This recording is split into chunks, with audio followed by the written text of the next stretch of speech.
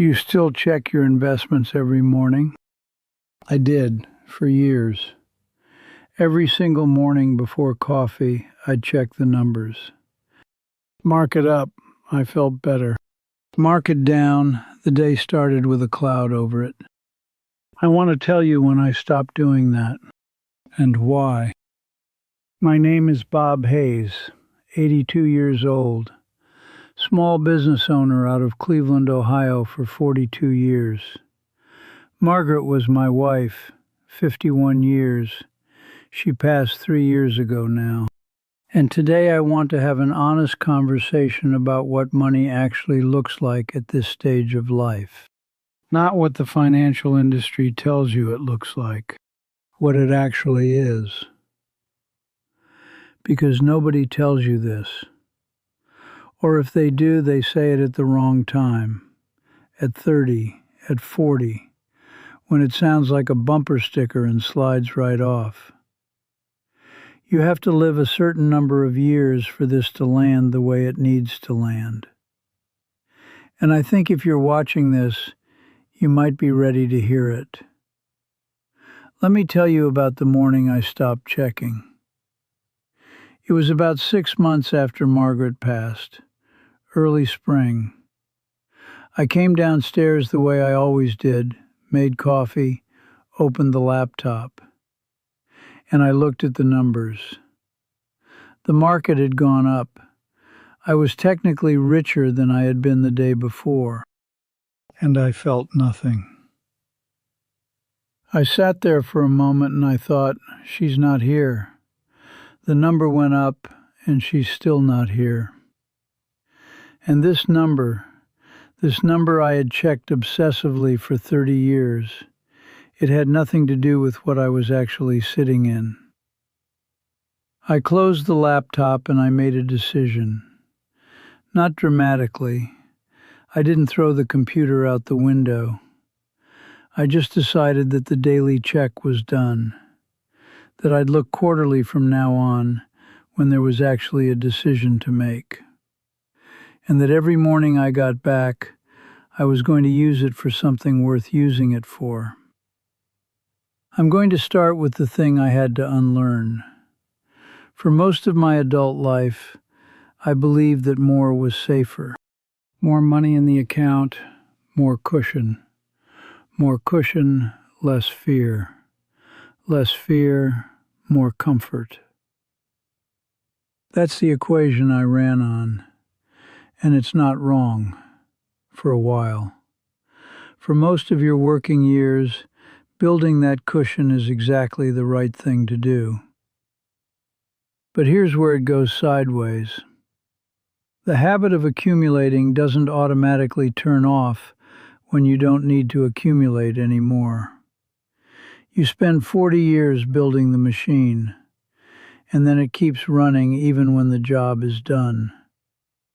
I hit a number, I won't say what it was, but I hit a number in my early 70s where Margaret and I were genuinely, solidly, comfortably secure. Not rich, comfortable. The house was paid, the accounts were healthy, Social Security was coming in. We were fine. And I didn't feel it. I didn't feel fine. I kept looking for more cushion, more certainty, more buffer. Margaret noticed. One afternoon we were sitting in the backyard. This would have been around 2011 or 2012, and I was on my laptop checking something.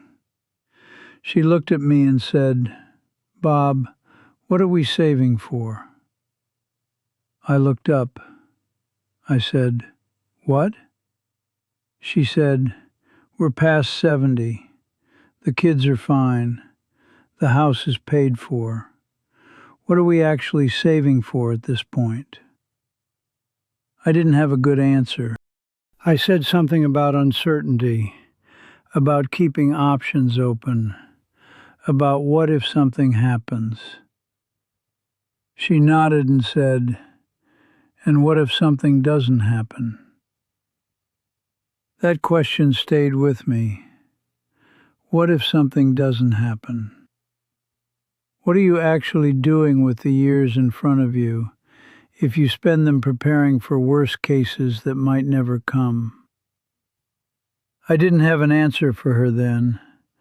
I have one now. The answer is you miss them. You spend the years preparing for a future that either doesn't arrive or arrives in a form that your preparation doesn't actually address.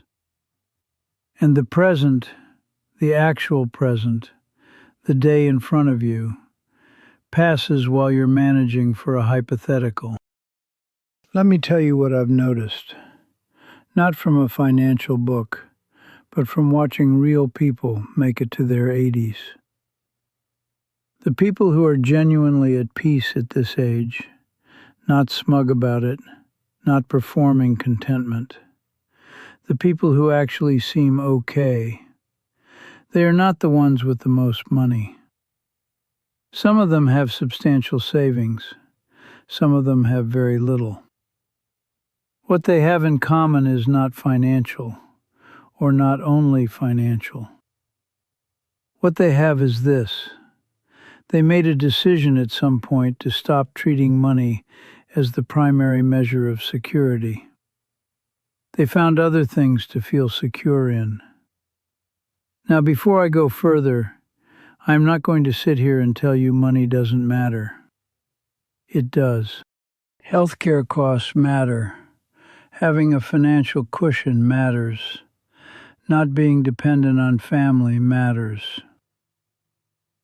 I am telling you that above a certain floor, a real floor, a solid one, the additional money stops buying what you think it's buying. It doesn't buy more peace. It doesn't buy more time. It doesn't buy more health, or more relationships, or more of the mornings where you wake up and feel glad about where you are. What does matter? I'll tell you what I've found. First, health. I know that sounds obvious. Everyone says health is more important than money. But I don't mean it as a bumper sticker.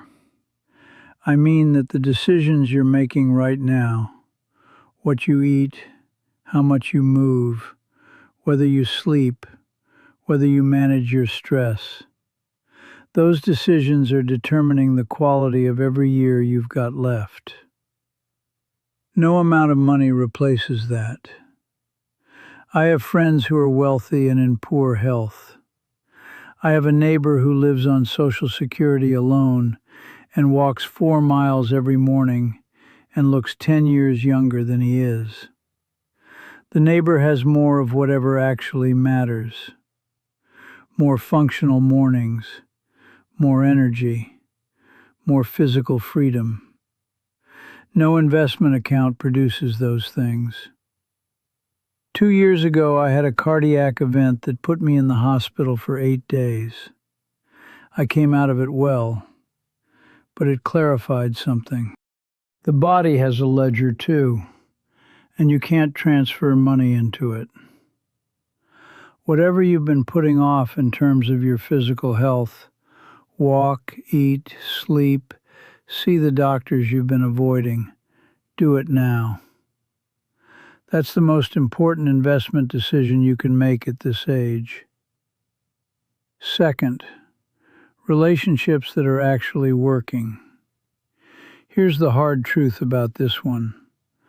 A lot of us arrive at our 70s and 80s with relationships, children, siblings, old friends, that are technically present but quietly broken. We talk, but we don't really talk. We're civil, but there's distance. There are things left unsaid that have been left unsaid for so long they've calcified. That matters.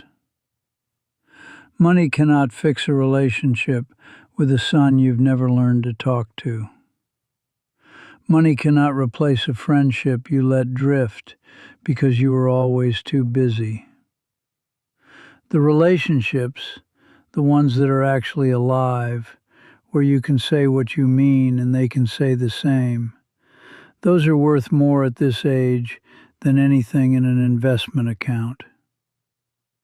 I've spent the last 3 years trying to be more deliberate about this, calling people I haven't called in years, saying things I should have said while Margaret was alive, asking questions instead of giving answers. Some of those conversations have been uncomfortable. Some have led to things I didn't expect. All of them have given me something that money cannot purchase. Third, a reason to matter. I talked about this before in a different video, but I'll say it again because it bears repeating. Human beings need to feel useful. We need to feel like we're contributing something that wouldn't be there if we weren't. Retirement takes that away from a lot of people without warning. Money can fund your leisure. It cannot give you purpose. Purpose has to come from somewhere else.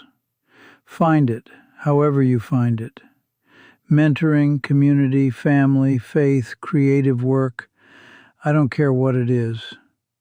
But find something that gives your days a reason beyond just getting through them. For me, part of that has become these conversations, talking to people who are where I was, trying to give them something useful before they've paid the same prices I paid. That has purpose in it. I can feel the difference between the days when I'm doing that and the days when I'm just filling time. Find your version of it. Fourth, fewer decisions. This surprised me when I figured it out.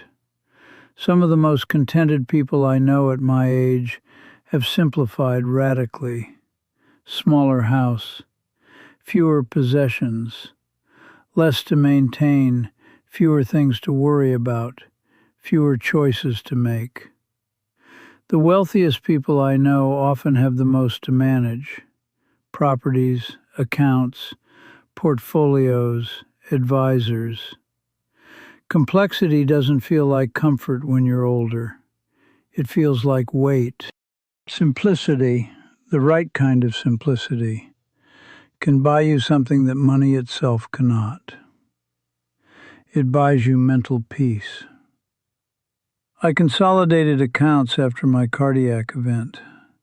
Got rid of a storage unit I'd been paying for years that held things I'd never used.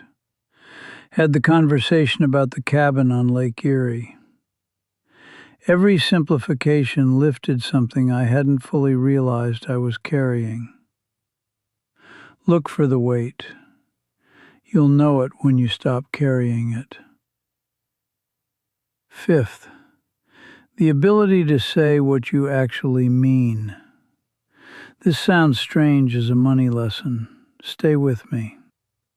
One of the things I've noticed is that people at this age who feel settled are often people who have said the things they needed to say. Apologies that needed to go out went out. Gratitude that was felt but not spoken was finally spoken. Conversations that had been avoided for years finally happened. When you've cleaned up your relational house the way you'd clean up your financial house, there's a quiet that comes in that no amount of money produces. I am still working on this myself.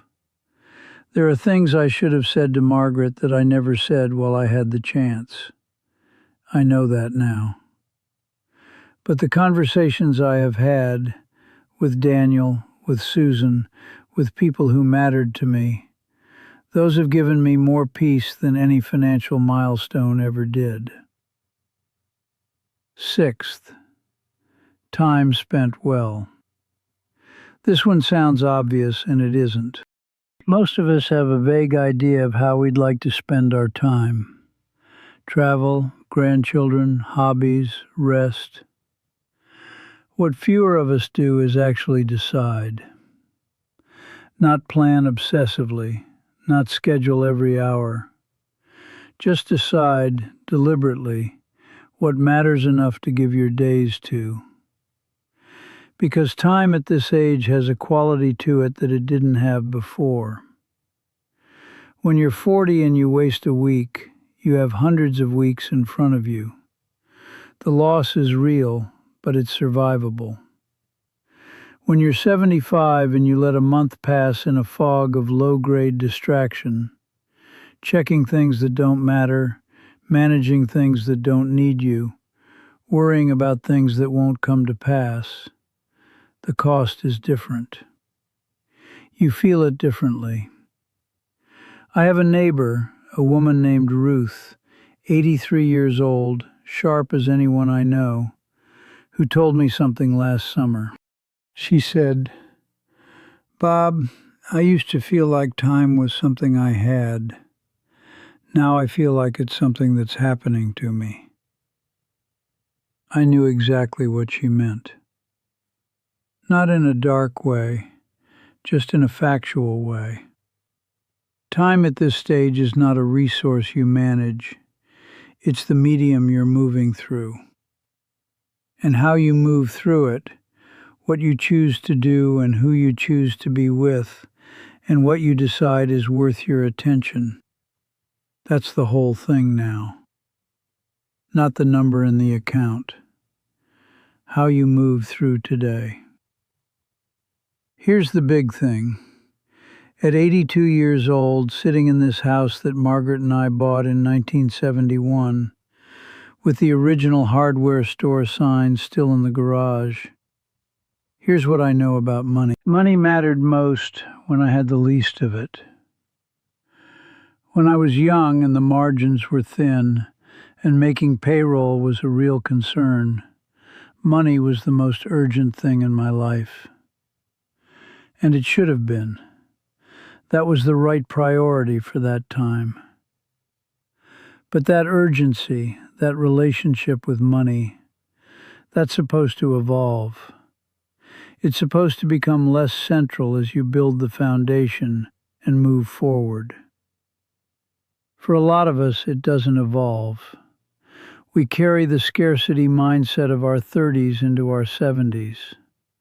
We keep optimizing for financial security when what we actually need to be optimizing for is time and relationships and health.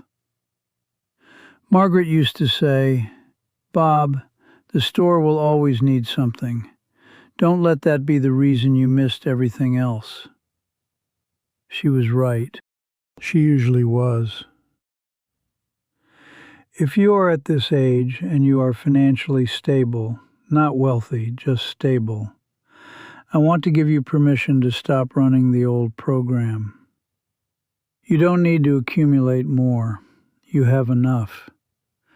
What you need now is to figure out what you're going to do with what you have. And I don't mean financially. I mean with your time, with the relationships that still have time in them, with whatever is left. Because that's what actually matters at this age. Not the number in the account, not whether the market went up or down this morning. How you spent today. Whether you were actually present for it. Whether the people you love know that you love them. Those are the only balances that are going to matter at the very end. I'm sure of it. If this reached you, if something here feels true to where you are, let me know in the comments. Tell me where you're at. And if you know someone who's still running the old program, still checking the numbers every morning like their peace depends on it, send this to them. They might be ready to hear it now.